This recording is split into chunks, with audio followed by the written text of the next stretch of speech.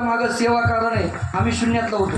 महाराजांना माहिती असेल पूर्वी पहिलं कीर्तन त्यांनी ऐकलं होतं. पण महाराज सेवा केल्यानंतर देव देतो, पण देण्याच्या अगोदर आपण काय देतो हे पहा.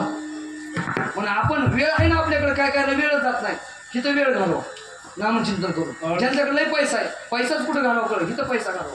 तिथं घालवा म्हणजे माझ्या पाकिटात नका घालवा कीर्तनामध्ये. तेव्हा जगद्गुरु तुकोबाराय म्हणतात, काय करा, आज देव सिंहासनावर बसलेले आहेत, देव बैसले सिंहासनी, आल्या याचका पुढे धनी.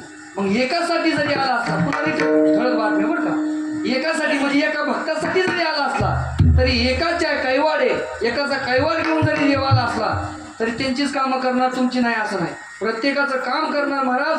अशी काय काम आहे तर आपला ॲक्सिडेंट होणार असेल आणि बाळूमामाने त्याच्यातून वाचवलं, दिसतं का आपल्याला? नाही दिसत महाराज. आपली भक्ती पाठीमागं आपली असेल तर महाराज कितीतरी संकट बाळूमामा टाळतात, ती आपल्याला दिसत नाही. अदृश्य रूपाने देव सेवा करत असतो आणि तो दिसल्यावर मग काय उपयोग? तो न दिसता सेवा करतो, म्हणून त्याची सेवा करा.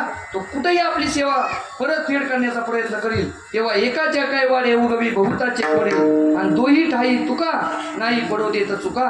तेव्हा भव्य दिव्य हा अखंड हरिनाम सप्ताह सद्गुरू मामांच्या चरणावरती सेवा पूर्ण करण्याचा प्रयत्न करू. तेव्हा बोलण्याच्या ओघामध्ये मला कोणाचा अंतकरण दुखवला असेल तर मग महाराज बाळूमामांच्या कृपेनं माझ्याकडे पाहून माफ करा. जे योग्य असेल ना ते जीवनात स्वीकारा.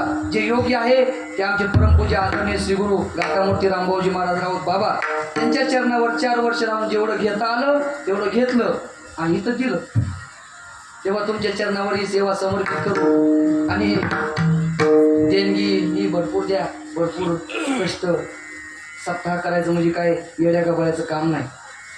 तेव्हा भरपूर देणगी वगैरे देऊन सहकार्य करा.